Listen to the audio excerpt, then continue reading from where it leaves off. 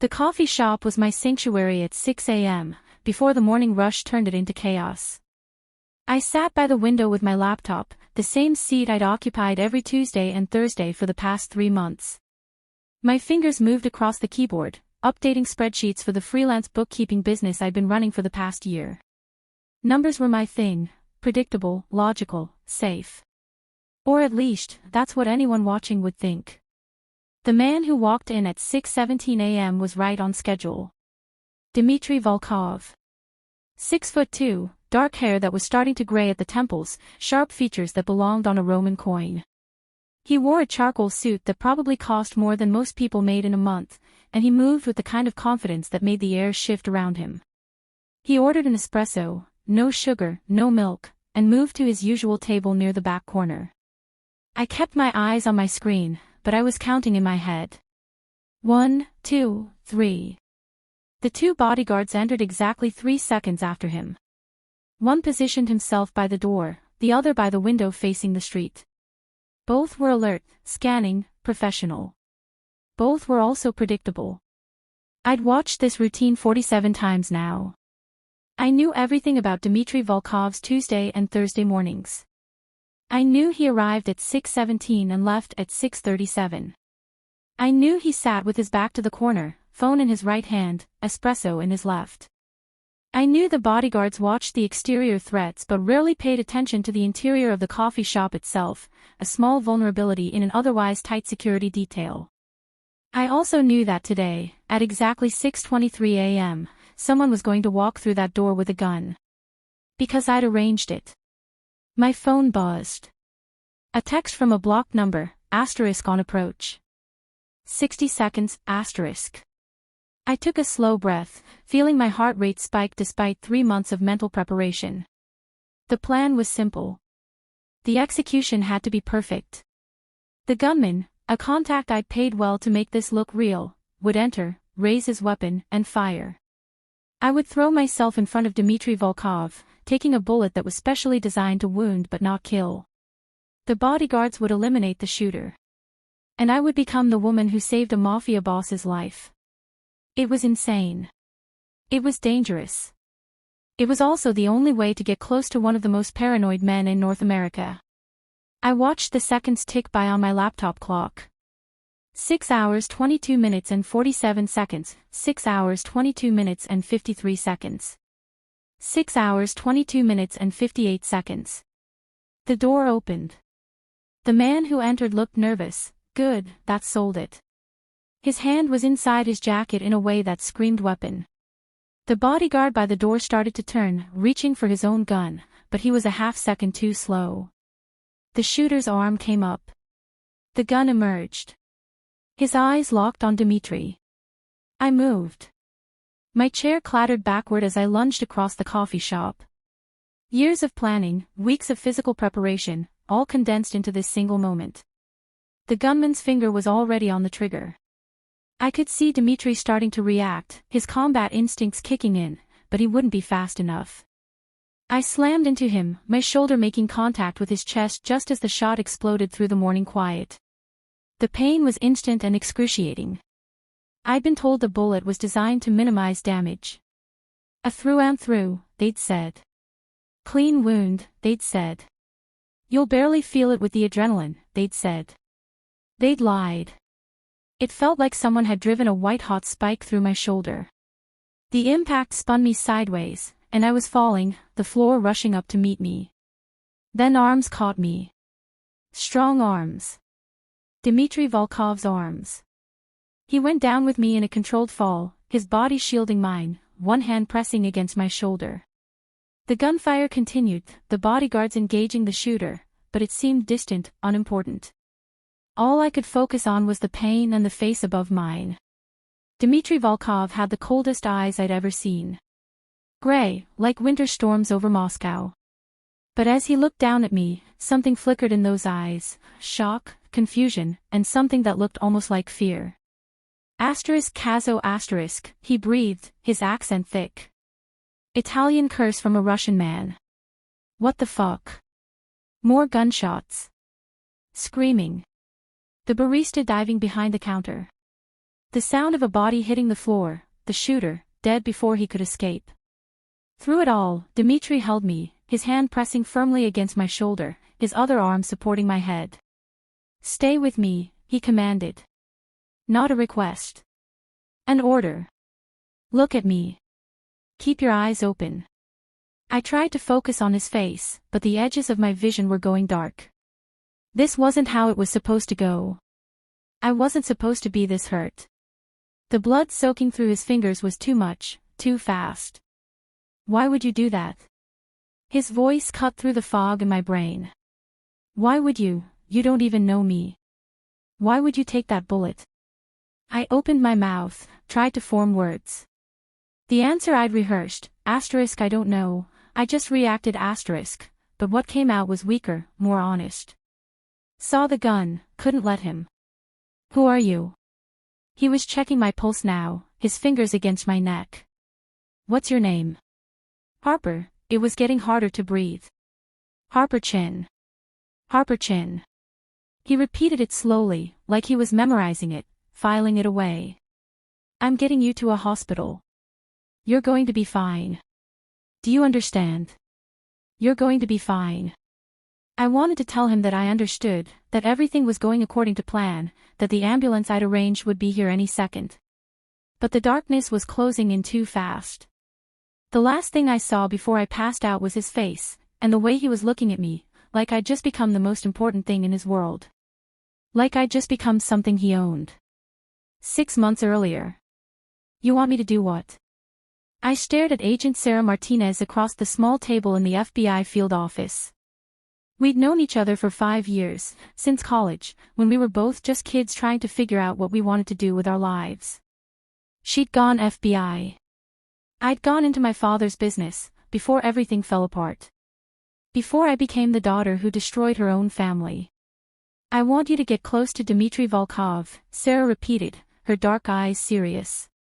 "We've been trying to infiltrate his organization for 5 years, Maya. He's too careful. Too paranoid. He trusts no one. His security is impenetrable. But if someone saved his life..." "You want me to take a bullet for a mobster?" I couldn't quite believe what I was hearing. "You want me to stage an assassination attempt and throw myself in front of the target?" "It's not as crazy as it sounds." She pushed a thick folder across the table. "We've been planning this for months. The bullet will be specially designed, it'll wound you, but the damage will be minimal and controlled. We'll have a surgical team on standby. You'll be in and out of the hospital in hours, and then you'll be inside Volkov's inner circle." I opened the folder. The first thing I saw was a photograph of Dmitri Volkov. Sharp features, cold gray eyes, the kind of face that belonged to someone who'd seen too much and felt too little. Dangerous and beautiful in equal measure. "Tell me why," I said quietly. "Why him? Why me? Why now?" Sarah leaned forward. "Dmitri Volkov controls the Eastern European trafficking network in North America. Guns, drugs, people, mostly people. Women and children, Maya. He moves them through a dozen cities, sells them to the highest bidder, and has never spent a single day in custody. We can't touch him. His lawyers are too good, his connections too deep, his operations too careful." She pulled out another photo, this one of a young girl, maybe 16, with haunted eyes. "This is Katerina. She was taken from her home in Ukraine 3 years ago. Promised a job as a nanny in New York. Instead, she was sold to a trafficking ring. We found her body last month in a warehouse in Jersey City. She'd been beaten to death." Sarah's voice was hard. The warehouse belonged to one of Volkov's shell companies. I felt sick. I'd seen this before. My father's organization had been involved in trafficking too, though nothing on Volkov's scale. It was why I'd testified against him. Why I'd spent the last 3 years in witness protection, trying to build a life from the ashes of my old one. "Why me?" I asked again. "You have trained agents. Why pull me into this?" "Because you're already dead, Maya." Sarah's expression softened slightly. Maya Chen died 3 years ago when she entered witness protection. Harper Chen is a completely clean identity, no criminal record, no connection to law enforcement, no red flags. You're perfect. And she hesitated. You're the only person I know who's brave enough or crazy enough to do this. I looked at Katerina's photo again. 16 years old. Someone's daughter. Someone's sister. Tell me the rest of the plan. Sarah spent the next 2 hours walking me through every detail. The coffee shop Volkov frequented. The timing. The specially designed bullet that would go through my shoulder cleanly, avoiding major arteries and bone. The shooter, a contractor with no connections to the FBI, paid to take the shot and then allow himself to be killed by Volkov's bodyguards. The surgical team waiting 3 blocks away. The legend I'd billed as Harper Chin, struggling bookkeeper. Once you're in his inner circle, we need you to find evidence, Sarah explained. Financial records, shipping manifests, communications with his trafficking partners. Anything we can use to build a RICO case.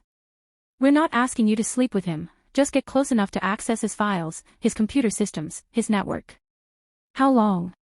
3 months inside, ideally. 6 at most. Then we extract you, give you a new identity, and you disappear again. Volkov goes to prison, his network collapses, and hundreds of lives get saved. I thought about my father. About the women I'd seen being moved through his warehouses like cargo. About the testimony I'd given that had put him away but barely dented the real problem. What if he finds out? He won't. Your cover is perfect. We've been building it for 2 years, waiting for the right moment and the right person. Sarah reached across the table, gripping my hand. I know what I'm asking. I know the risk. But you're the only one who can do this. And think about all the Katerinas we'll save. I looked at that photo one more time. 16 years old. Dead in a warehouse. When do we start? Present, the hospital. I woke up to the steady beep of a heart monitor and the smell of antiseptic. The hospital room was private, expensive. Not the kind of place you ended up after being shot in a random coffee shop attack. The bed was comfortable, the equipment was top of the line, and there was a nurse sitting in the corner who looked more like a bodyguard than medical staff. My shoulder throbbed with a dull, constant ache. When I tried to move it, pain shot through me sharp enough to make me gasp. The nurse was on her feet immediately. Miss Chin. Don't try to move. You're still recovering from surgery. Where am I? My voice came out raspy, weak. Private medical facility. You were brought here directly from the coffee shop. She checked the 4 in my arm, adjusted something on the monitor. How's your pain? 1 to 10. 7. I tried to sit up and immediately regretted it. Maybe 8. I'll increase your medication. She pressed a button, and within seconds, warmth spread through my veins, dulling the worst of the pain. Mr. Volkov asked to be informed immediately when you woke up. I'll let him know. She left before I could process that. Mr. Volkov. Dmitri. He was here. He'd brought me here. The door opened 5 minutes later. Dmitri Volkov walked in like he owned the place, which, given that this was clearly a private facility, he probably did. He'd changed out of the blood-stained suit from this morning and into fresh clothes, black pants, black shirt, no tie. He looked dangerous and powerful and completely in control. His eyes locked onto mine immediately, and I felt that same intensity from the coffee shop. Like I was the only thing in the room that mattered. You're awake. He moved to the side of my bed, not asking permission, just taking up space like it was his right. How do you feel? Like I got shot. The words came out before I could filter them, and I saw the corner of his mouth twitch. Almost a smile. The bullet went through cleanly. Missed the bone, missed the major blood vessels. The surgeon said you were extremely lucky. He pulled a chair close to the bed and sat, studying me with an intensity that made my skin prickle. Or perhaps skilled. That wasn't a random dive, was it? You positioned yourself perfectly to take the least damaging hit possible. My heart rate spiked. He noticed, of course he noticed. His eyes flicked to the monitor, then back to my face. I don't know what you mean, I said carefully. I just reacted. I saw the gun and I moved. Interesting. He leaned back, somehow making the simple movement look dangerous. You saw a gun, assessed the trajectory, calculated that throwing yourself at me would save my life while only wounding you, and executed that plan in less than 2 seconds. Most people freeze when they see a weapon. You moved with the precision of someone who's had training. Shit. He was too smart. Too observant. I took some self-defense classes, I said, trying to keep my voice steady. After my apartment was broken into last year. It made me more aware of threats, I guess. Fight or flight kicked in. He studied me for a long moment. Then he leaned forward, elbows on his knees, those gray eyes pinning me in place. What's your full name? Harper Chin. How old are you? 28. What do you do for work? Freelance bookkeeping. Small businesses, mostly. Where do you live? Riverside. Studio apartment on Martin Street. Family. I hesitated, then gave him the cover story Sarah and I had built. My parents died when I was young. Car accident. I was raised by my aunt, but she passed away 3 years ago. No siblings. No other family. Friends. A few. Not many. I'm not very social. Boyfriend? Girlfriend? No. Why not? I blinked at the directness of the question. I don't know. Just haven't met the right person, I guess. Hobbies? Reading, mostly. I spend a lot of time at the public library. Why? Because books are expensive and I can't always afford them. Something flickered in his eyes at that. Not pity, something else. Calculation, maybe. The coffee shop this morning, he continued. How often do you go there? Every Tuesday and Thursday. I like to work in the mornings before my clients start calling. Always the same seat. Usually, yes. Always the same time. Around 6 a.m., yes. So you've seen me before. It wasn't a question. I nodded slowly. A few times. I noticed you because of your security. The men with you. It made me curious. Curious about what? About who needs bodyguards for a coffee run. I met his eyes, trying to project innocent confusion. Are you someone important? Someone famous? He smiled then, but it didn't reach his eyes. Something like that. Tell me, Harper Chin, do you know who I am? No. Should I? He pulled out his phone, typed something, then turned the screen toward me. It showed a news article, Dmitry Volkov, Russian business magnate, expands empire in North America. I read it, letting my eyes widen appropriately. You're a businessman. Among other things. He pocketed the phone. I own hotels, restaurants, import-export companies. I have business interests throughout the East Coast. It was all technically true. It just left out the trafficking, the money laundering, the violence that built his empire. Then why would someone want to kill you? I asked, letting my voice shake slightly. That man in the coffee shop, he was trying to kill you, wasn't he? And I got in the way. You didn't get in the way. You deliberately put yourself between me and that bullet. His voice went soft, deadly. Why would you do that, Harper? Why would you risk your life for a complete stranger? This was the critical moment. The moment where I sold the lie that would determine everything. I looked away, letting embarrassment color my cheeks. I don't know. I really don't. I saw the gun and I just moved. I didn't think. I didn't plan. I just couldn't stand there and watch someone get shot. Even a stranger. I looked back at him. Is that crazy? It feels crazy. It's either crazy or incredibly brave. He studied me for another long moment. The man who tried to kill me is dead. My security eliminated him. But the people who sent him, they're still out there.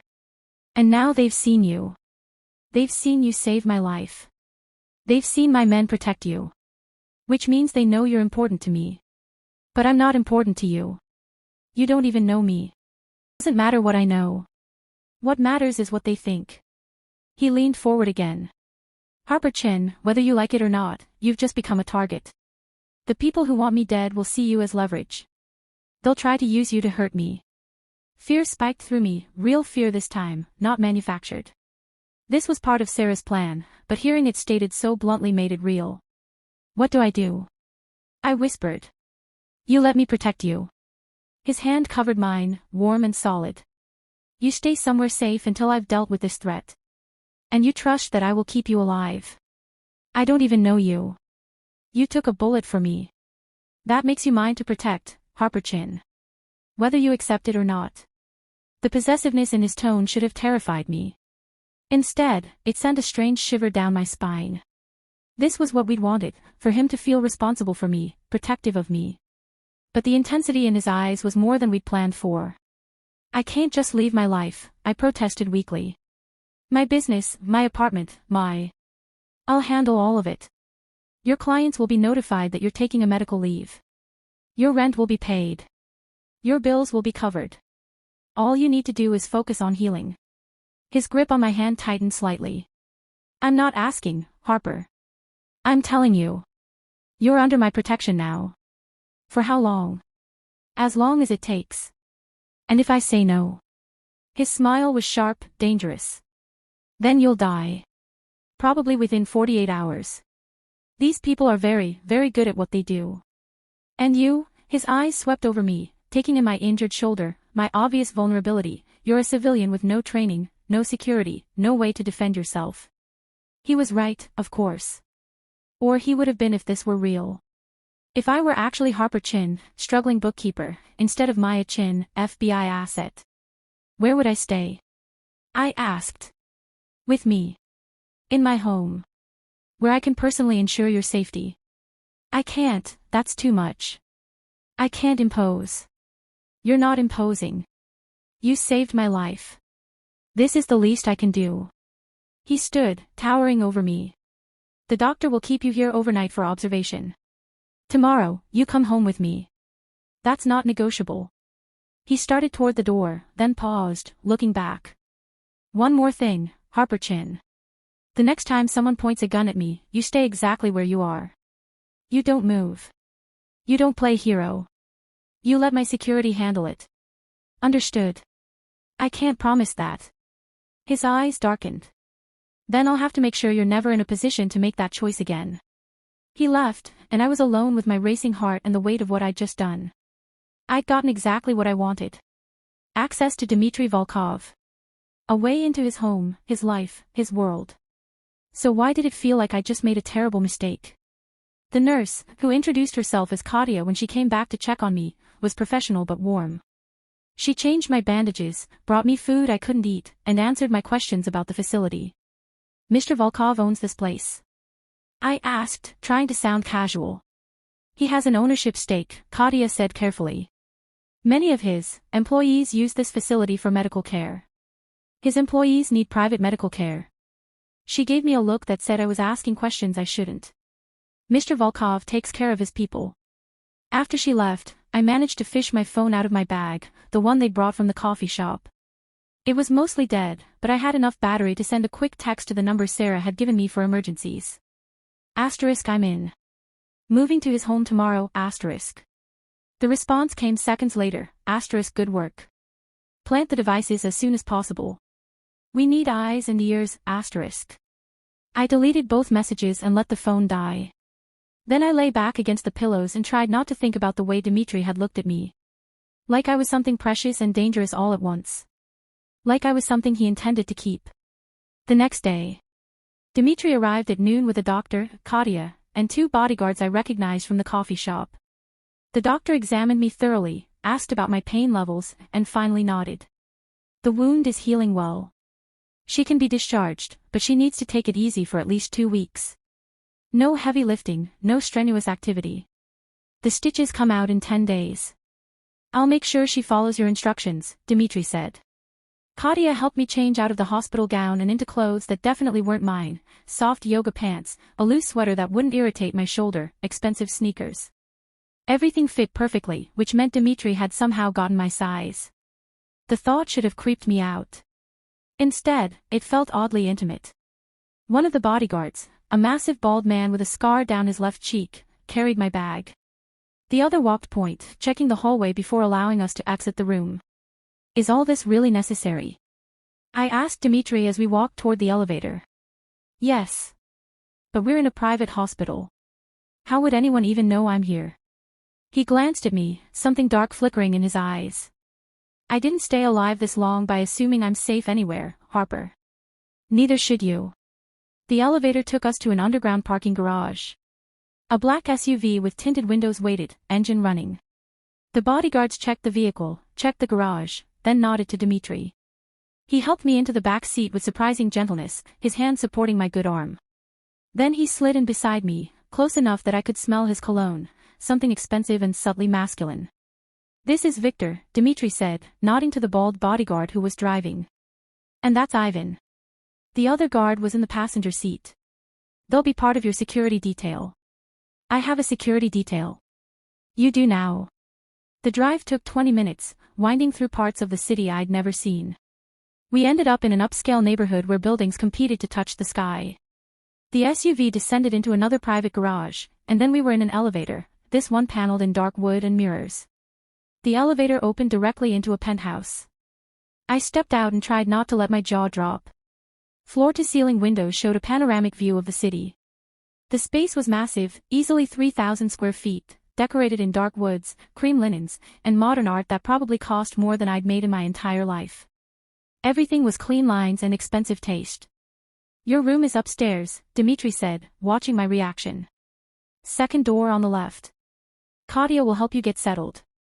I turned in a slow circle. "This is too much. I can't stay here." "Where else would you stay?" "Your studio apartment with no security. A hotel where anyone could find you." He shook his head. "You're staying here, Harper. Get used to it." Katya appeared from somewhere and gestured for me to follow her. The stairs, because of course there were stairs in this penthouse, led to a second floor with multiple bedrooms. The room she showed me was bigger than my entire apartment. A king-sized bed dominated the space, covered in soft linens. There was a sitting area with a couch and chair, a desk by the window, and a door that led to a private bathroom that was basically a spa.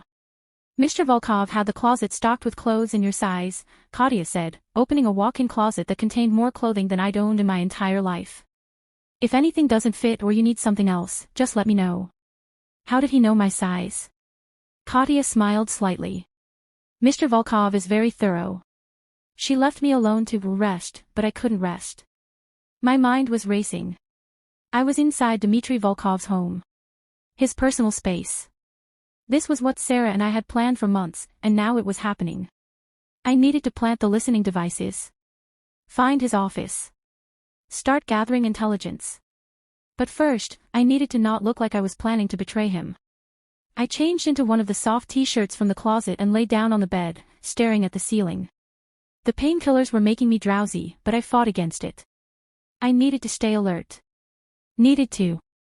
I woke up to a gentle knock on the door. The sun was lower in the sky. I'd slept for hours. "Come in," I called, pushing myself up carefully. Dmitri entered, carrying a tray with food. "You missed lunch. I thought you might be hungry." He set the tray on the desk, soup, bread, tea, and what looked like homemade cookies. "You didn't have to bring that yourself," I said. "I'm sure you have people who. I wanted to check on you." He sat in the chair by the window, leaving the couch for me. "How's the pain?" "Better. The medication helps." I moved to the couch, trying not to wince.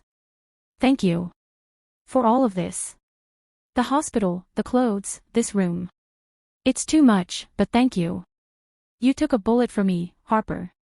This is nothing. I still don't really understand why I did that." "Neither do I." He studied me with those penetrating gray eyes. "Tell me about yourself.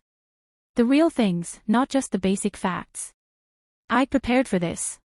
Sarah and I had built an entire backstory, full of details that would make Harperton feel real. "What do you want to know?" "Everything.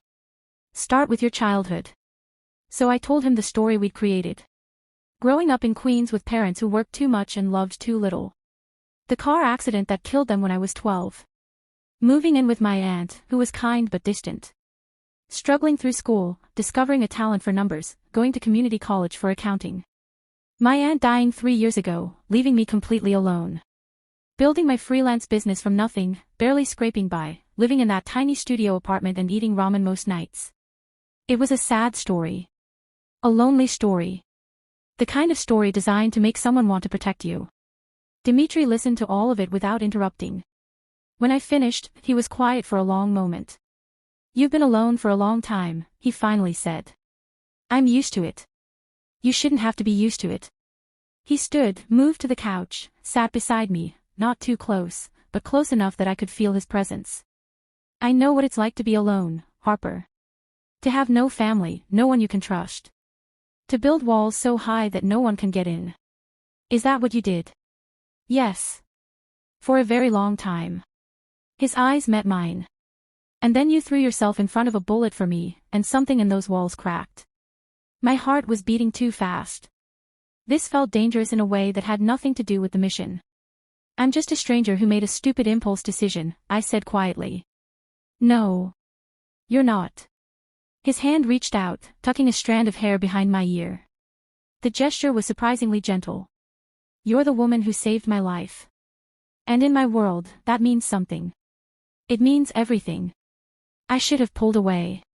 Should have maintained professional distance. But I found myself leaning into his touch, just slightly. What does it mean? I whispered. It means I protect what's mine. His thumb traced along my jaw. And whether you've realized it yet or not, Harper Chin, you're mine now. Then he stood, breaking the moment. Eat. Rest. If you need anything, there's a phone on the nightstand. Press 1 and someone will come. He left, and I sat there on the couch, my skin still tingling where he'd touched me, my heart racing. This was the plan. This was exactly what we wanted, for him to feel possessive, protective, attached. So why did it feel like I was the one being caught in a trap? I spent the rest of that first day exploring the room, learning its layout, finding the best places to eventually plant listening devices. I couldn't do it yet, too risky, too soon. But I needed to prepare. Katia brought dinner, a proper meal this time, with roasted chicken and vegetables that tasted homemade. She checked my bandages, gave me more pain medication, and chatted about neutral topics. The weather. The city. Nothing personal. Has Mr. Volkov, has he always lived here? I asked, trying to sound casual. For the past 5 years, yes. Katia finished wrapping my shoulder in fresh gauze. Before that, he had a different place. But he likes the view here. It's beautiful. He worked hard for it. She gave me a meaningful look. Mr. Volkov came to this country with nothing. Built everything himself. He's a good man, Miss Chin.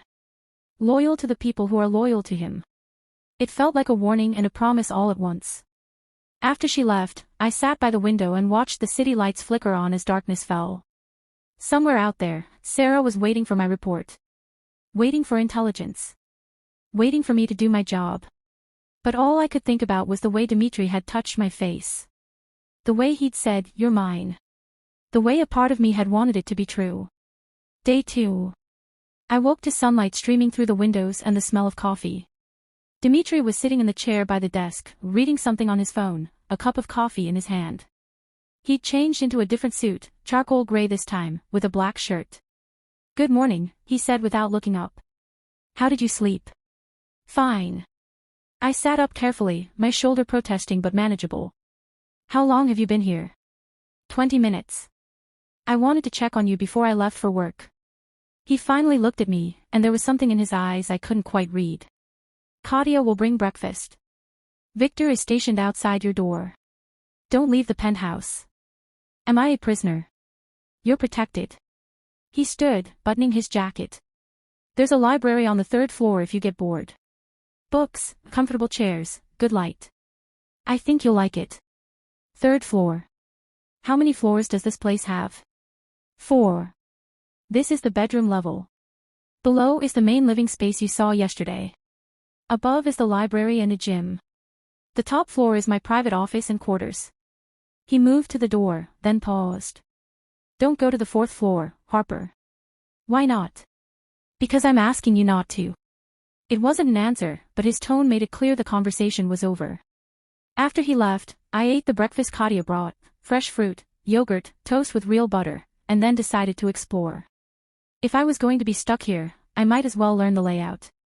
The 3rd floor was exactly as Dmitri described. The library was beautiful, floor-to-ceiling bookshelves filled with books in multiple languages, comfortable leather chairs, a window seat that overlooked the city. I could have spent days in here. I ran my fingers along the spines, reading titles. Classic literature, modern fiction, history, philosophy, economics. An eclectic collection. Mr. Volkov is an avid reader, a voice said behind me. I turned to find Victor standing in the doorway. Up close, he was even more intimidating, easily 6'5", built like he could break someone in half. He has good taste, I said. He does. Victor moved into the room, checking the windows with practiced efficiency. Can I ask you something, Miss Chin? Sure. Why did you do it? Take that bullet. I'd been expecting this question, but Victor's directness still caught me off guard. I already told Mr. Volkov, I just reacted. I saw the gun and moved. Victor studied me with sharp, assessing eyes. I've been doing security for 15 years. I've seen a lot of people freeze when guns come out. Even trained people. But you moved with purpose. Calculated the angle. Positioned yourself perfectly. My pulse quickened. I got lucky. Maybe. He didn't sound convinced. Or maybe you're more than you seem, Miss Chin. I'm just a bookkeeper who made a stupid, impulsive decision. A stupid, impulsive decision that saved my boss's life. Victor's expression softened slightly. Whatever your reasons, you should know, Mr. Volkov doesn't trust easily. Doesn't let people into his life. But you're different. He cares about you. And that makes you valuable to us. But it also makes you a target. I'm starting to understand that. Good. Because the people who want him dead, they're not playing games. They're professionals. Ruthless. And if they think you matter to him, they'll come for you. He moved toward the door. Stay alert, Miss Chin. Don't go anywhere alone. Don't trust anyone you don't know. And if something feels wrong, it probably is. After he left, I sank into one of the leather chairs, my hands trembling slightly. This was getting complicated. I'd expected Dmitri to be suspicious, any smart criminal would be. But Victor's warning felt genuine, not like a test. He really believed I was in danger. And maybe I was. Sarah's plan had accounted for Dmitri's enemies seeing me as leverage. But it hadn't fully prepared me for what that would feel like. The weight of being watched, protected, confined. I pulled out one of the books, a worn copy of Anna Karenina, and tried to lose myself in the story. But I couldn't focus. My mind kept drifting to Dmitri. To the way he'd touched my face yesterday. To the possessiveness in his voice when he said I was his. I needed to stay focused on the mission. Plant the bugs. Gather evidence. Get out. But a small, traitorous part of me whispered, what if you don't want to get out? Day 3. Dmitri didn't come home until late that night. I'd spent the day reading, dozing, and trying to build rapport with Katya. She was professional but warming up to me, especially when I asked her about her family back in Russia. My daughter is studying medicine, she said with obvious pride as she changed my bandages. She wants to be a surgeon. Can you imagine? My little Anya, cutting people open to save them. You must be very proud. I am. Mr. Volkov helped pay for her schooling. He's generous to his employees. She gave me a meaningful look. To people he trusts. I heard Dmitri arrive around 11 p.m., voices in Russian downstairs, footsteps, doors closing. Then silence. I was sitting by the window in my room, unable to sleep, when there was a soft knock. Come in. Dmitri entered, looking tired. His tie was gone, his shirt unbuttoned at the collar. He carried 2 glasses and a bottle of whiskey. I thought you might like company, he said. Unless you're trying to sleep. I can't sleep. Too much rest during the day, I think. He poured 2 fingers of whiskey into each glass and handed me one. Be careful with this while you're on pain medication. I'll just sip it. I took a small taste. It burned pleasantly down my throat. Long day. Long week. He sat in his usual chair, stretching his legs out. How are you feeling? Better every day. The stitches pull sometimes, but it's manageable. Good. He was quiet for a moment, swirling the whiskey in his glass. Tell me something, Harper. What do you think I do for a living? The question caught me off guard. You said you own businesses. Hotels, restaurants. That's what I told you. But what do you think I actually do? I chose my words carefully. I think you're powerful. I think people are afraid of you. I think the men who guard you aren't just security, they're soldiers. And I think the person who tried to kill you wasn't random. Very perceptive. He took a long drink. Does that frighten you? Should it? Most people would say yes. I'm not most people. I threw myself in front of a bullet, remember? His lips quirked. How could I forget? He leaned forward, elbows on his knees. I'm going to be honest with you, Harper, because I think you deserve honesty. I'm not a good man. I've done things that would horrify you. Hurt people. Destroyed lives. Built an empire on violence and fear. My mouth went dry. Why are you telling me this? Because you're living in my home. Under my protection. And you should know exactly what that means. His gray eyes were intense. I operate in a world where weakness gets you killed. Where loyalty is everything and betrayal is punished without mercy. I have enemies who would torture you just to hear you scream my name. I have blood on my hands that will never wash clean. He paused, finishing his whiskey. And despite all of that, I can't seem to stop thinking about you. Can't stop replaying the moment you jumped in front of that bullet. Can't stop wanting to keep you here, safe, where nothing can touch you. He set the glass down. So I'm giving you a choice, Harper Chin. You can leave. Tomorrow morning, I'll give you money, a new identity if you want it, protection until the threat is neutralized. You can walk away and never see me again. Or you stay. You accept what I am. You let me protect you, keep you, claim you. You become part of my world, with all the danger and darkness that entails. He stood, moved to stand in front of me. But if you choose to stay, you're mine. Completely. No half measures. No backing out. Mine. My heart was pounding so hard I could hear it. This was the moment. The critical decision that would determine everything. If I left, the mission failed. Months of planning, wasted. The evidence we needed to stop his trafficking operation, lost. If I stayed, I'd be deeper in his world than we'd ever planned. More vulnerable. More exposed. But I'd also have access to everything. I stood up, meeting his eyes. I'll stay. You're sure? I'm sure. Why? He stepped closer, close enough that I had to tilt my head back to maintain eye contact. Why would you choose to stay with someone like me? Because it's my mission. Because I'm here to destroy you.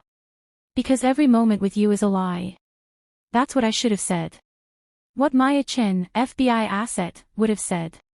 But Harper Chin, the lonely bookkeeper who'd been alone for so long, looked up at this dangerous, powerful man and said something else entirely.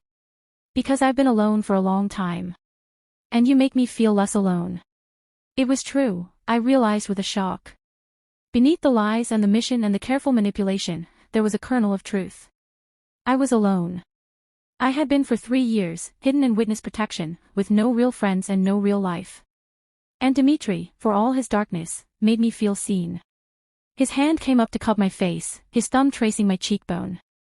You have no idea what you're agreeing to. Then show me. He kissed me. It wasn't gentle. It was possession and promise and barely restrained hunger. His hand tangled in my hair, angling my head exactly where he wanted it. His other arm wrapped around my waist, pulling me against him, careful of my injured shoulder but dominant in a way that made my knees weak. I kissed him back without thinking, without strategy, without remembering that this was supposed to be fake. My hands found his chest, feeling the solid muscle beneath his shirt. He tasted like whiskey and danger and something uniquely him. When he pulled back, we were both breathing hard. Mine, he murmured against my lips. Say it. Yours. Again. I'm yours, Dimitri. His smile was satisfied, possessive. Good girl. He pressed one more kiss to my forehead, gentler this time. Get some sleep, Malaya. Tomorrow, I'll start showing you my world. He left, and I sank back onto the couch, my lips still tingling, my heart racing. What had I just done? Day 5. The next 2 days passed in a strange blur of domesticity and danger. Dimitri took me to breakfast in his private dining room, a formal space I hadn't seen before, with a table that could seat 12 but was set intimately for 2. He asked me about the books I'd been reading. Told me stories about growing up in Moscow. Explained that his mother had been a literature professor before she died, and that's where his love of reading came from. She used to say that books were how you survived in a brutal world, he said, cutting into his omelette with precise movements. You could escape into them. Become someone else for a while. Forget the cold and the hunger and the fear. Was it bad? Your childhood. It was survival. He didn't elaborate, but something in his eyes suggested horrors he wouldn't share. Later, he showed me his art collection, originals by artists I recognized from museum visits. A Rothko in the hallway. A small Picasso sketch in his office. A haunting photograph by Diane Arbus in the library. Do you buy what you like, or what's valuable? I asked, studying the Rothko's deep reds and blacks. Both. Art should move you and appreciate in value. Why choose one over the other? He stood beside me, close enough that our shoulders almost touched. This one reminds me of blood and fire. Beautiful and terrible. I planted my first bug that afternoon. Dmitri had gone to a meeting, leaving me alone with Katia and the guards. I told Katia I was going to read in the library, then waited until she was busy with laundry before slipping the tiny device, disguised as a decorative pin, behind one of the bookshelves. It was so small, so innocuous. But it would transmit every conversation in that room to Sarah's team. I felt sick as I did it.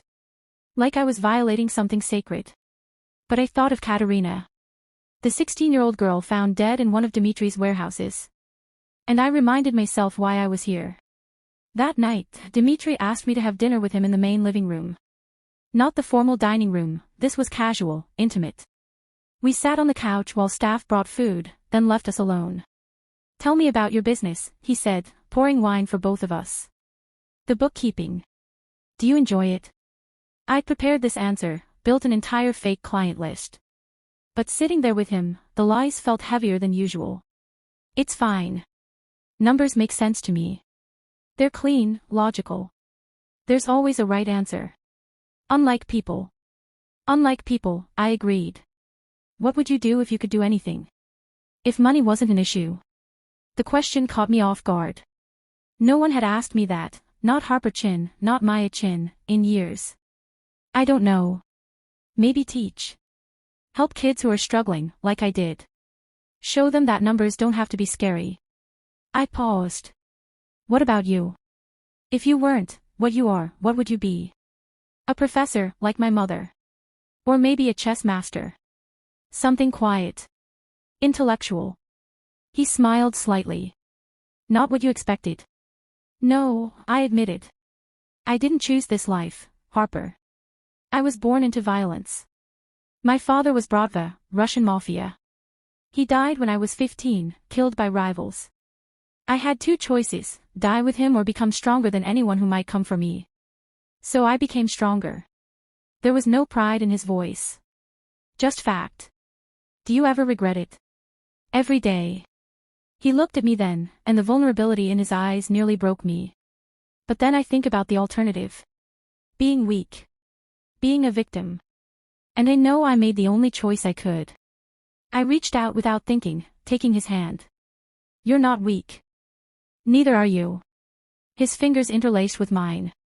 You took a bullet for a stranger. Most people don't have that kind of courage. Or that kind of desperation, I thought.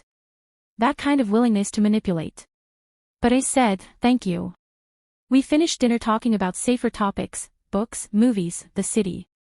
He was surprisingly well-read, with opinions on everything from Russian literature to modern cinema. He made me laugh with a story about a disastrous business dinner where nothing went right. It was easy. Comfortable. Almost like a real date. And that was the most dangerous part. Day 7. 1 week after the shooting, Dmitri took me to his private office on the 4th floor. I want to show you something, he said, leading me up the stairs I'd been forbidden from using. His office was stunning, all dark wood and leather, with windows overlooking the city. But what caught my attention was the wall of monitors showing different locations. Security feeds, I realized. The penthouse entrance. The garage. The street outside. Other locations I didn't recognize. This is how I stay alive, Dmitri explained, seeing my interest. Information. Awareness. Control. He pressed a button, and one monitor changed to show the inside of what looked like a warehouse. Men moving boxes. Industrial scale operation. That's one of my import facilities, he said. Legitimate goods. Electronics, mostly. He clicked to another feed. Another warehouse. More boxes. Clothing. Direct from manufacturers in Eastern Europe. Click. Another location. This one looked like a restaurant kitchen. One of my restaurants. 3 Michelin stars. He was showing me his empire. Proof that he wasn't just a criminal. That he had legitimate businesses, real operations. But I was looking for the other locations. The ones he wouldn't show me. The trafficking warehouses. The real evidence. It's impressive, I said honestly. You've built something substantial. I've built it carefully. Protected it fiercely. He turned to face me. And now I'm going to protect you the same way. He clicked to a new feed, this one showing the entrance to the building we were in. Time stamped from this morning. Do you see him? The man in the gray jacket. I looked closer. A man loitering near the entrance, pretending to look at his phone. He's been there for 3 hours. Watching. Waiting. Ice ran down my spine. For what? For you. For any sign of weakness in my security. For an opportunity. Dimitri's voice was calm, matter of fact. I had him investigated. He works for the Kozlov family, the same people who sent the shooter to the coffee shop. What are you going to do? Already done. He's been picked up by my men. Being questioned as we speak. He said it like he was discussing the weather. He'll tell us what they know. What they're planning. And then he'll disappear. Disappear. I repeated the word, understanding its weight. This is what I meant, Harper, when I said my world is dark. This is what I do to protect what's mine. He moved closer. Does it frighten you? It should have. I should have been horrified, disgusted, running for the door. But all I could think about was that man waiting outside, watching, planning to hurt me. And Dimitri eliminating the threat with ruthless efficiency. No, I said quietly. It doesn't frighten me. His eyes darkened with something that might have been approval. Or hunger. Or both. You continue to surprise me, Malaya. He showed me more of his office after that. The safe hidden behind a painting. The weapons cabinet disguised as a bookshelf. The emergency exit that led to a private stairwell. If anything happens, if the penthouse is breached, you come here. Lock yourself in. There's a panic button under the desk that will alert my entire team. He made me practice the route. Made me memorize the code to the safe.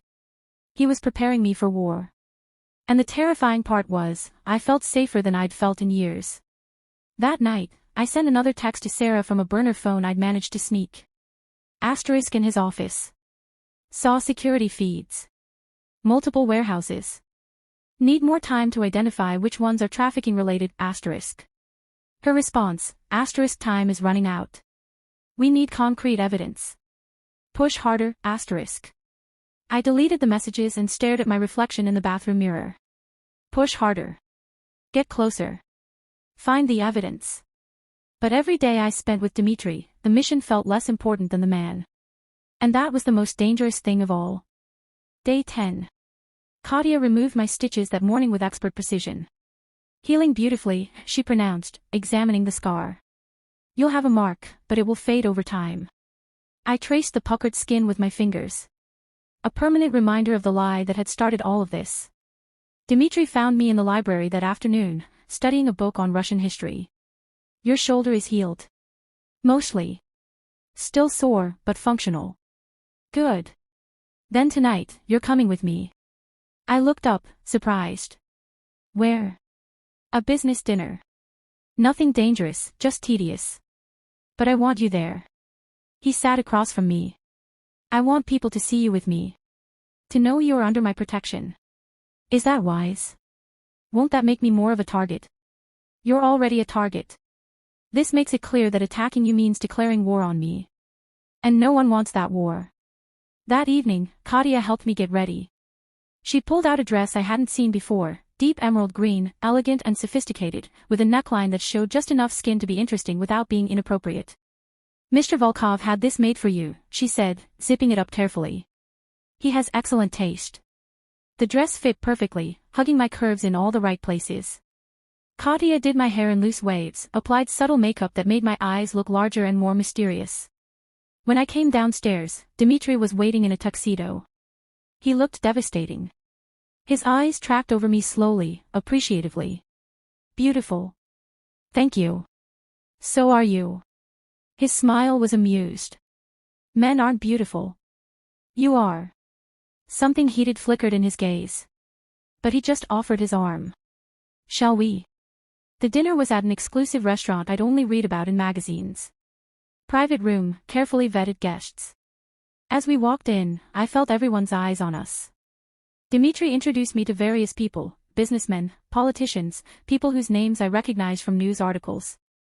He kept me close, his hand on the small of my back, his body language screaming possession. This is Harper, he said to each person. She's very important to me. The message was clear, touch her and die. Dinner was elaborate, 7 courses, each more intricate than the last. I sat beside Dmitri, hyper-aware of his presence, his occasional touch, the way he included me in conversations. But I was also working. Listening to names, connections, business dealings. Trying to identify who might be involved in trafficking. Who might be a useful lead. One man in particular caught my attention, Sergei something, who spoke Russian with Dmitri in low tones. I caught fragments, shipment, delayed, border problems. Could be legitimate goods. Could be something else. I filed it away to report to Sarah. After dinner, as we were leaving, a woman approached. She was stunning, tall, blonde, perfectly put together. Dmitri, she purred in accented English. It's been too long. Anya. His tone was polite but cold. How are you? Better if you'd return my calls. Her eyes slid to me, assessing and dismissive. Who's your friend? Harper Chin. Harper, this is Anya Morozova. Something in the way he said her name made me think there was history there. Charming, Anya said, though her tone suggested the opposite. She turned back to Dmitri. We should talk. About the Prague deal. My assistant will call your assistant. Always so professional. She touched his arm, lingering. Remember when you weren't so professional, Lyubimi? Darling. Jealousy spiked through me, sharp, unexpected, and entirely inappropriate given that I was supposed to be here on a mission, not developing actual feelings. Dmitri removed her hand from his arm. That was a long time ago, Anya. Harper, shall we go?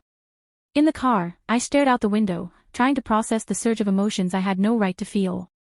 You're quiet, Dmitri observed. Just tired. It was a long dinner. Are you angry? Why would I be angry? Because Anya touched me. Implied an intimate history. His hand found mine in the dark car. There was something between us, years ago. It ended badly. She's been trying to rekindle it ever since. You don't owe me explanations about your past. Don't I? He pulled me closer, until I was pressed against his side. You're mine, Harper. That means I don't want anyone else. And I don't want you wondering if I do. I wasn't wondering. You were. I could see it in your eyes. That flash of jealousy. His lips brushed my temple. I liked it. Liked knowing you care enough to be jealous. I'm not jealous. Liar. He kissed me then, there in the back of the car with Victor driving and the city lights streaming past. Kissed me until I forgot about Anya and the mission and every reason I should be keeping distance. When we got back to the penthouse, he walked me to my room. Kissed me again at the door, slower this time, deeper. Thank you for coming tonight, he murmured against my lips. You were perfect. Dmitri. Yes. I almost told him everything. Almost confessed the truth right there, with his arms around me and his heart beating against mine. But I thought about Katerina. About all the girls like her. And I kept the secrets locked inside. Good night. Good night, Malaya. Day 14, 2 weeks after the shooting. I'd planted 4 bugs now. Library, living room, dining room, and, most daringly, one in Dmitri's office while he was in the shower after a workout. Sarah's team was monitoring everything. Listening to conversations, building a picture of his network. But we still didn't have concrete evidence of trafficking. Every conversation I'd heard had been about legitimate business or vague enough to be interpreted multiple ways. We need you to access his computer, Sarah told me during a brief phone call I'd managed from the library while Dimitri was out. His files. His encrypted communications. That's where the real evidence will be. I can't just walk into his office and start going through his computer. Then find a way. You've had 2 weeks, Maya. We need results. She hung up before I could argue. That afternoon, Dimitri found me on the rooftop terrace I'd recently discovered, a beautiful space with plants and comfortable furniture and a view that stretched for miles. I didn't know you'd found this place, he said, sitting beside me. I've been exploring. I hope that's okay. Of course. This is your home now, Harper. All of it. Home. The words settled strangely in my chest. Can I ask you something? I said after a moment of comfortable silence. Anything. That dinner the other night. All those people. They seemed afraid of you. Even the powerful ones. Why? He was quiet for a long moment. Because they know what I'm capable of. They know that I've built my empire not through kindness or diplomacy, but through strength and ruthlessness. They know that I protect what's mine and destroy what threatens me. Have you destroyed many people? Yes. Just one word. But the weight of it was enormous. Does it bother you? Some of them. The ones who didn't deserve it. The ones who were just in the wrong place at the wrong time. He looked at me. I told you I'm not a good man, Harper. I've done terrible things. Things that haunt me. Tell me. Tell me the worst thing. Why? Because I want to know all of you. Even the dark parts. He studied me for a long moment, as if deciding whether to trust me with this. Finally, he spoke. When I was 20, I killed a man with my bare hands. He was one of my father's killers, had evaded justice for 5 years. I tracked him down, cornered him, and he paused. I made it last. Made him suffer. And I felt nothing. That's when I knew I'd become exactly what this world had made me. I should have been horrified. Should have pulled away. Instead, I took his hand. You feel things now, I said softly. I've seen you. With Katya, with Victor, with me. You're not empty, Dimitri. You make me feel things I thought I'd lost. His thumb traced circles on my wrist. You make me want to be better than I am. Then be better. It's not that simple. Why not? Because my empire is built on blood, Harper. On deals with devils and compromises with evil. I can't just walk away from that. Can't just become a different person because a beautiful woman makes me want to. I'm not asking you to become someone else. I'm asking you to be the person you are with me, with everyone. He laughed, but it was bitter. That person wouldn't survive a week in my world. We sat in silence after that, watching the sun set over the city. And I thought about Sarah's demand for evidence, about the bugs I'd planted, about the mission that was supposed to be everything. And I thought about Dimitri's hand in mine. About the way he looked at me like I was the only thing in his world that mattered. I was falling in love with him. The realization hit me with the force of a bullet, ironic, given how this had all started. I was falling in love with my target. The man I was supposed to destroy. What the hell had I done? That night, unable to sleep, I made a decision. I would tell him the truth. Not now, not yet. But soon. After I'd gathered enough evidence to give Sarah what she needed. After I'd fulfilled my end of the mission. Then I'd confess everything and let Dimitri decide what to do with me. It was insane. It was dangerous. It would probably get me killed. But I couldn't keep lying to him. Couldn't keep betraying him every day while falling more deeply in love with him every night. I just needed a little more time. I just needed to get into his computer. I just needed to finish this mission. Then I could be honest. Then I could be Harper, or Maya, or whoever I truly was underneath all the lies. The universe, apparently, had other plans. Because the next morning, everything went to hell. Day 15. I woke to shouting. Not normal voices, angry, urgent Russian. Multiple men. The sound of footsteps running. I grabbed a robe and opened my door just as Victor appeared. Stay in your room, he ordered, already moving past me. What's happening? Security breach. Someone got past the perimeter. My blood ran cold. Where's Dimitri? In his office. Now get back inside and lock. The explosion cut him off. It wasn't large, more like a concussion grenade than a bomb, but it shook the entire floor. The lights flickered. Alarms started screaming. Victor was already on his radio, barking orders. He looked at me, his expression grim. Safe room. Now. Fourth floor, behind the painting in Mr. Volkov's office. I'm not leaving him. He's handling it. You're the target, Miss Chin. They're here for you. Now move. He physically turned me toward the stairs and pushed. I ran. The fourth floor was chaos. Dimitri's office door was open, smoke pouring out. I could hear gunfire from somewhere below. Men shouting. More explosions. I ran into the office, found the painting Dimitri had shown me, a Rothko, all blood reds and blacks, and pulled. It swung open to reveal a steel door with a keypad. My hands were shaking so badly I almost couldn't enter the code. Finally, it clicked open. The safe room was small, concrete, with monitors showing different views of the penthouse. I could see Victor and other guards engaging attackers on the second floor. Could see Dimitri, thank God, he was alive, fighting his way through the third floor with lethal efficiency. There were easily a dozen attackers. Professional. Well armed. This wasn't a random attack. This was a coordinated assault. And they were looking for me. I watched the monitors, my heart in my throat, as Dimitri fought. He moved like a trained killer, precise, efficient, ruthless. He shot 2 men without hesitation, disarmed a third, and gave orders in Russian that sent his men into defensive positions. He was protecting me. Fighting his way toward the fourth floor, toward this safe room, toward me. Then I saw the one who'd circled around behind him. Different approach, different entry point. Coming up the private stairwell that led directly to Dimitri's office. Drawing a weapon that looked like it was meant for close-quarters execution. Heading straight for the man I loved. I didn't think. I grabbed the gun from the safe, the one Dimitri had shown me, made me promise to use if I was ever trapped, and unlocked the safe room door.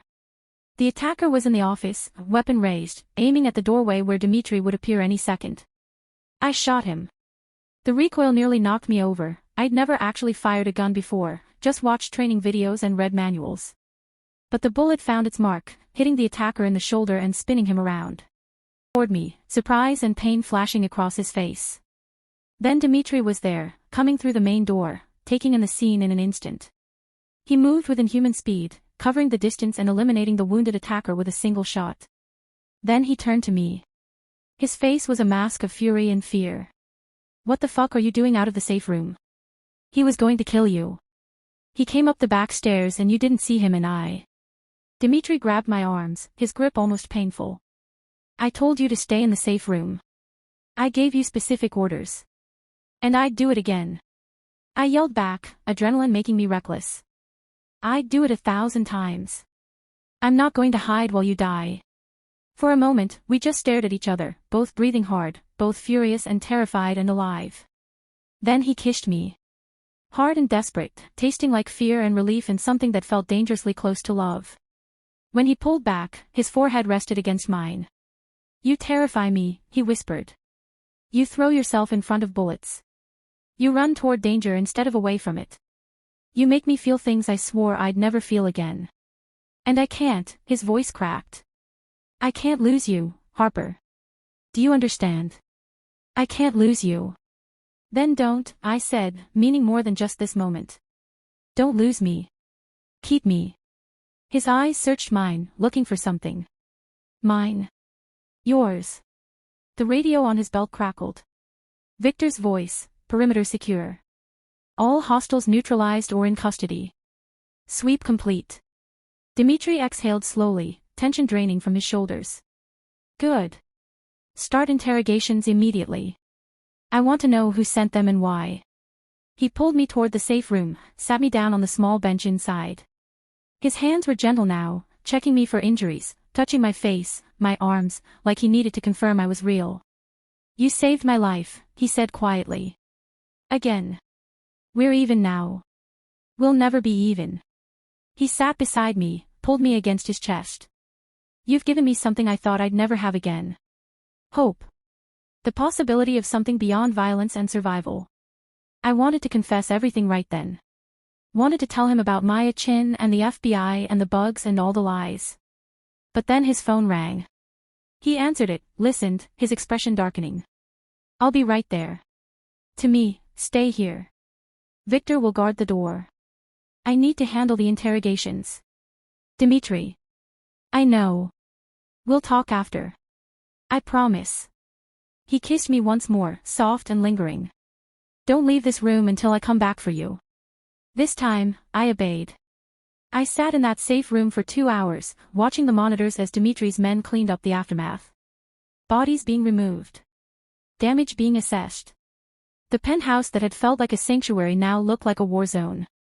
Finally, Dimitri returned. His shirt was stained with blood, not his own, I noted with relief, and he looked exhausted. Who were they? I asked. The Kozlov family. Same people who tried to kill me at the coffee shop. He sat beside me heavily. The interrogations were productive. They confirmed that you're the target. They've been trying to get to you for 2 weeks, looking for an opening in my security. Tonight they thought they had one. Why? Why do they want me so badly? Dimitri was quiet for a long moment. Then he pulled out his phone, showed me a photograph. It was me and him, leaving the restaurant from our dinner date. The way he was touching me, possessive, protective. The way I was looking at him, like he was everything. This photo has been circulating in certain circles, Dimitri said. Everyone knows now. You're not just someone I'm protecting. You're someone I care about. And in my world, that makes you the perfect weapon against me. He put the phone away. But there's something else. Something the interrogation revealed. His eyes met mine, and I saw suspicion there for the first time. They said they were hired to capture you, not kill you. To bring you in alive. Which is strange, unless. My heart stopped. Unless someone wants to question you, he continued slowly. Someone who thinks you might have information about me. Someone who thinks you might be more than you appear. Dimitri, one of the attackers had this. He pulled something from his pocket. A small electronic device. Know what this is, Harper? I couldn't breathe. It's a signal scanner. Used to detect listening devices. Bugs. Surveillance equipment. He turned it over in his hands. They were going to sweep you for wires before taking you. Because someone told them you might be working for law enforcement. The room was spinning. The question is, Dimitri said, his voice deadly calm, why would they think that? I don't know. Don't you? He stood, moved to a panel on the wall, pressed something. A hidden compartment opened. Inside were 4 small electronic devices. My bugs. I found the first one 3 days after you moved in, Dimitri said conversationally. The library. Very cleverly placed. Professional grade equipment. FBI, if I had to guess. Oh God. Oh God, oh God, oh God. I found the others over the next week. Living room. Dining room. My office. He looked at me. I left them in place. Wanted to see what you'd do. What you'd report. Who you were really working for. Dimitri, please, let me explain. Were you FBI from the beginning? His voice was still calm, but his eyes were winter cold. Was the coffee shop staged? The shooting? All of it? I couldn't lie anymore. Couldn't keep betraying him. Yes, I whispered. The word hung in the air between us. Dimitri's expression didn't change. He just nodded slowly, like I'd confirmed something he'd already known. What's your real name? Maya. Maya Chin. The daughter of Chin Wei. The one who testified against her own father. He'd done his research, just like he'd said. You've been in witness protection for 3 years. And the FBI pulled you out for this operation. To get close to me. Yes. The bullet was designed to wound but not kill. Yes. The shooter was meant to die so he couldn't talk. Yes. And you, his voice finally broke, just slightly. You were supposed to make me fall in love with you. Make me trust you. Give you access to everything so you could destroy me. Tears were streaming down my face now. At first, yes. That was the plan. At first. He laughed, but it was hollow. Implying something changed. Everything changed. Dimitri, I was supposed to gather evidence and get out. I was supposed to stay detached, professional. But I fell in love with you. Actually in love with you. And I was going to tell you, I swear I was going to tell you everything. When? After you'd gathered enough evidence to put me away for life. After you'd destroyed everything I've built. No. I was going to tell you soon, I just needed. Needed what? Needed to finish the job. He moved closer, and I saw the pain beneath his anger. Every moment we spent together was a lie. Every kiss. Every confession. Every time you said you were mine, all of it was manipulation. Not all of it. The feelings were real, Dimitri. Everything I felt for you was real. How would I know the difference? He threw the words I'd once said back at me. How would I know what's real and what's performance when you're this good at lying? I stood, moved toward him. Because I'm telling you now.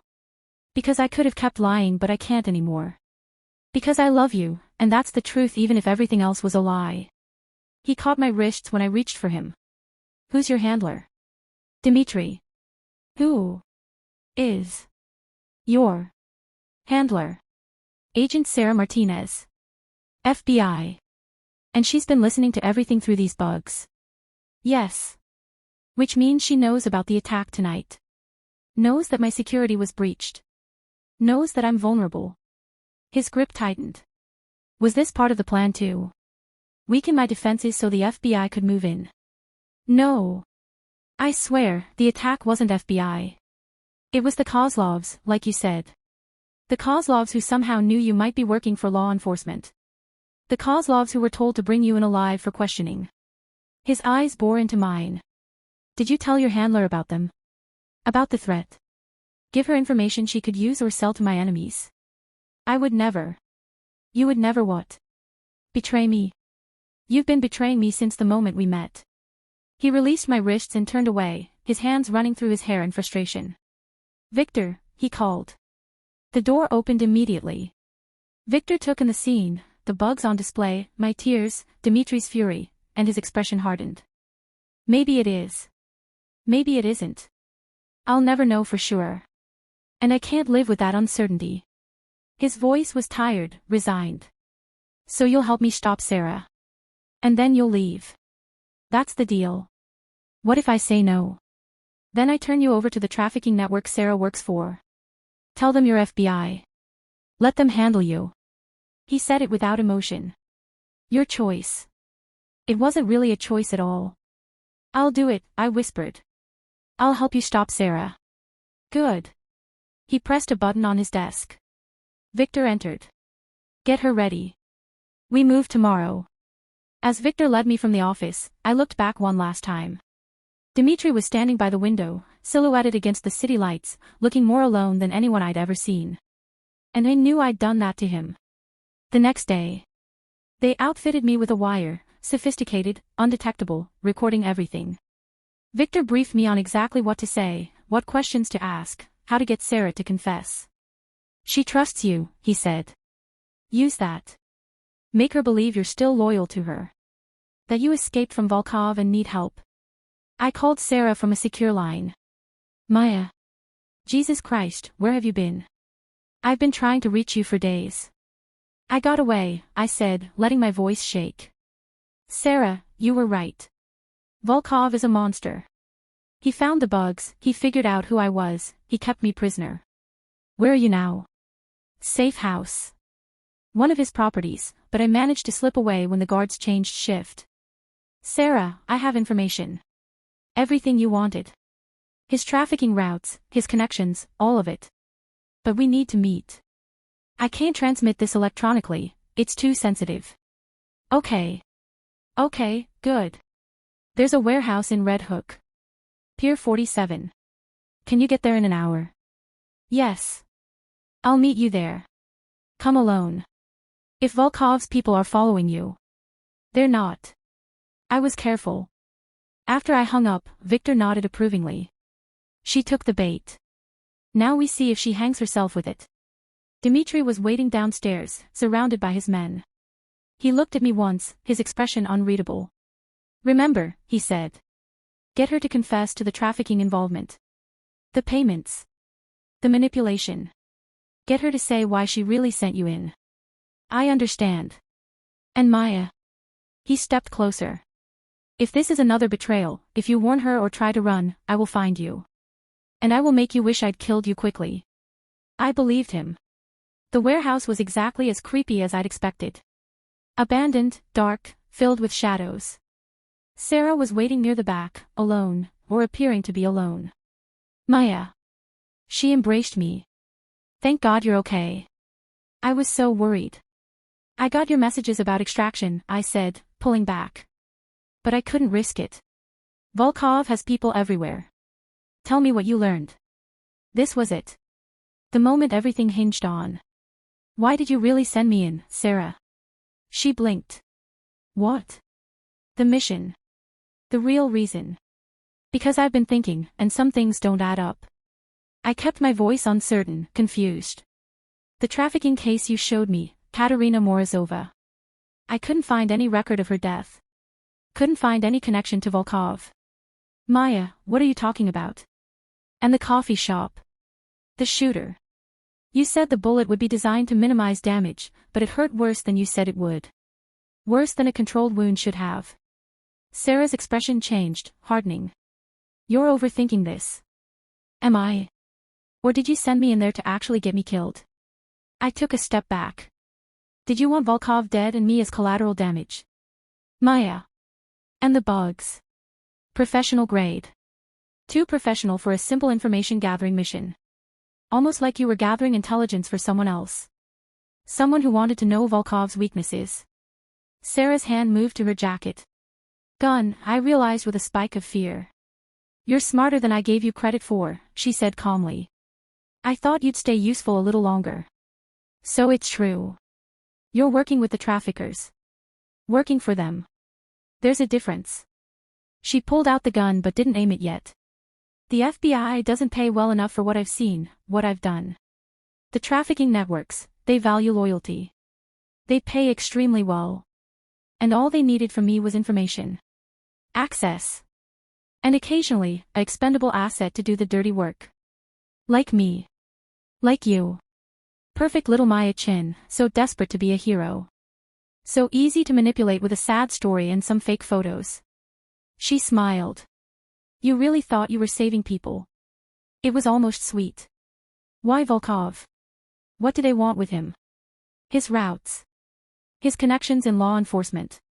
His protection racket. Sarah shrugged. He's been a problem for my employers. Too ethical, if you can believe that. Won't traffic minors, won't work with certain cartels, too many rules. They wanted him gone so they could move their operation into his territory. And I was supposed to help you do that. You were supposed to die doing that. The shooter was meant to kill Volkov and you take the bullet protecting him, a nice heroic death. The FBI would mourn their fallen asset. My employers would eliminate their problem. Everyone wins. Except Volkov figured it out. Saved me instead. Sarah's eyes narrowed. Did he? Is that why you're really here, Maya? Did he send you to gather evidence against me? My heart was pounding, but I kept my voice steady. No. I got away on my own. I'm here because I need help getting out of the city. New identity, new protection.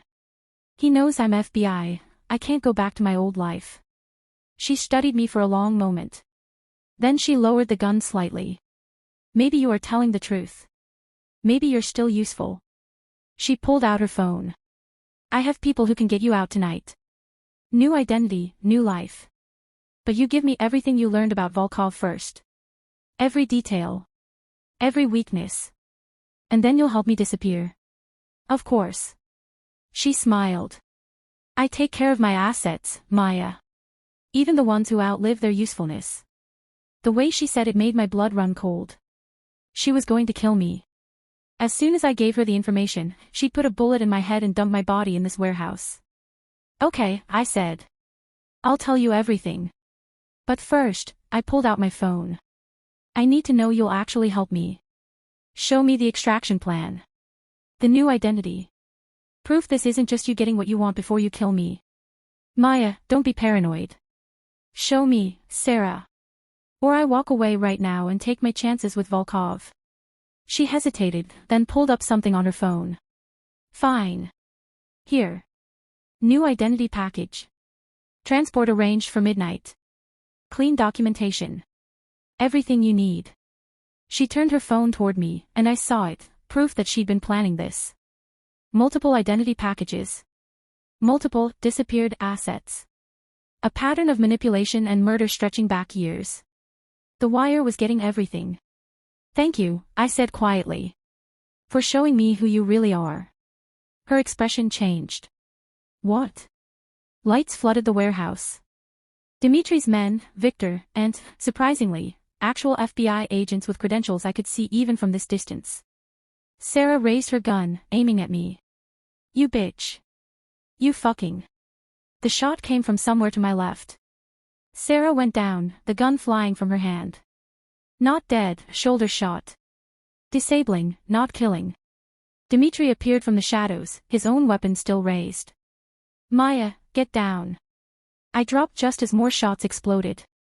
Sarah hadn't come alone after all, her people were hidden throughout the warehouse. But Dimitri's people were better positioned. It was over in less than a minute. When the dust settled, Sarah was in custody, her associates dead or detained, and I was sitting on the concrete floor, shaking. Dimitri approached slowly. Are you hurt? No. I couldn't finish the sentence. One of the FBI agents, a woman I didn't recognize, approached. Miss Chin.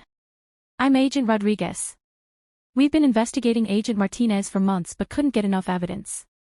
What you just recorded will put her away for the rest of her life. Thank you. I nodded numbly. They took Sarah away, still cursing, still threatening. The warehouse emptied slowly. Until it was just me and Dimitri and Victor standing guard at a discreet distance. Well, Dimitri said finally. The recording was clear. Her confession complete. She's finished. Good. The FBI will need you to testify eventually. But Agent Rodriguez has agreed to let me handle your protection until then. He paused. After that, new identity, new life. Just like I promised. Right. I stood on shaky legs. So I guess this is it. I guess so. We stood there, two people who'd loved each other through a labyrinth of lies, neither knowing what to say. I'm sorry, I finally whispered. For all of it. For the lies. For not trusting you sooner. For not being brave enough to tell you the truth when it mattered. I know. Do you believe me? That what I felt was real. He was quiet for a long time. Then, yes. I believe that you fell in love with me. I saw it happen. Watched you struggle with it. His eyes met mine. But that doesn't change what you did. Doesn't erase the betrayal. I know. And I can't, his voice broke slightly. I can't be with someone I can't trust. Can't build something real on a foundation of lies. Tears were sliding down my face again. I understand. He reached out, cupped my face one last time. Goodbye, Maya Chin. I hope your new life is everything you want it to be. Then he walked away. Victor gave me a sympathetic look. Come on, Miss Chin. Let's get you somewhere safe. 6 months later. The coffee shop in Portland was nothing like the one where this had all started. Smaller, quieter, filled with students and freelancers. I sat by the window with my laptop, working on my bookkeeping, real bookkeeping this time, for actual clients. My name was Emma Walsh now. Clean identity, clean past. I lived in a small apartment near the waterfront, had made a few acquaintances, lived a quiet life. And every single day, I thought about Dmitry Volkov. Agent Rodriguez had kept me informed. Sarah Martinez was in federal prison, awaiting trial on dozens of charges. The trafficking network she'd been working for had been dismantled. Dozens of people had been saved because of the evidence we'd gathered. I should have felt satisfied. Should have felt like a hero. Instead, I just felt empty. The bell over the door chimed. I didn't look up, I never looked up anymore. Couldn't bear the disappointment when it wasn't him. Emma Walsh. Interesting name choice. I froze. Slowly, I turned.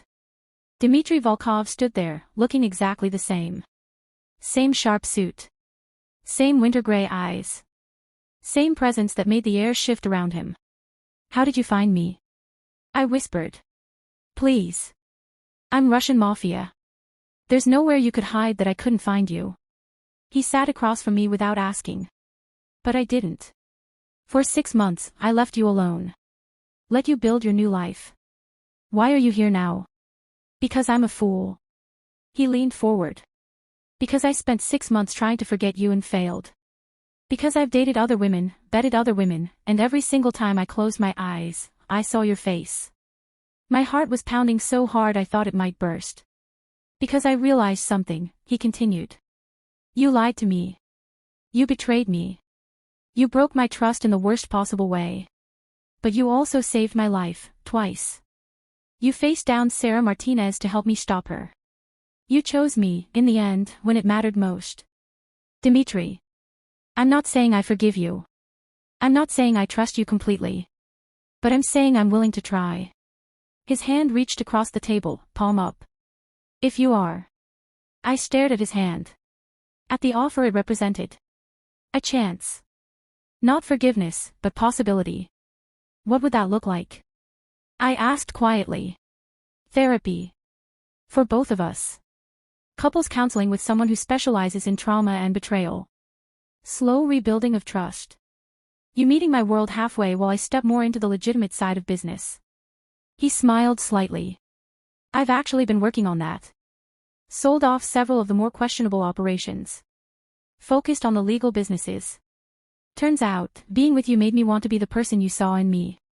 Even though I lied about who I was. Even though. His hand was still extended. We both came from darkness, Maya. We both made terrible choices. But maybe we can build something better together. Something honest. Something real. I looked at his hand. At his face. At the man I'd fallen in love with through lies and truth so tangled together I couldn't separate them anymore. I took his hand. Okay, I whispered. Let's try. His smile was real this time, reaching his eyes. Thank you. For what? For taking that bullet. For being reckless and brave and impossible. For making me feel alive again. He stood, pulled me up with him. For being mine. Yours, I agreed. He kissed me there in that Portland coffee shop, with students and freelancers pretending not to watch, with 6 months of pain and longing and impossibility between us. And it felt like coming home. Not a perfect home. Not an easy one. But ours. Thanks for listening to my story. If you enjoyed this, please like and subscribe to Benny's Romance Stories for more dark romance every single day. We took a bullet together, survived betrayal, and found something real in the darkness. Sometimes the most broken people fit together perfectly, not despite the cracks, but because of them. Drop a comment telling me what you thought, or what kind of story you want to hear next. See you in the next one.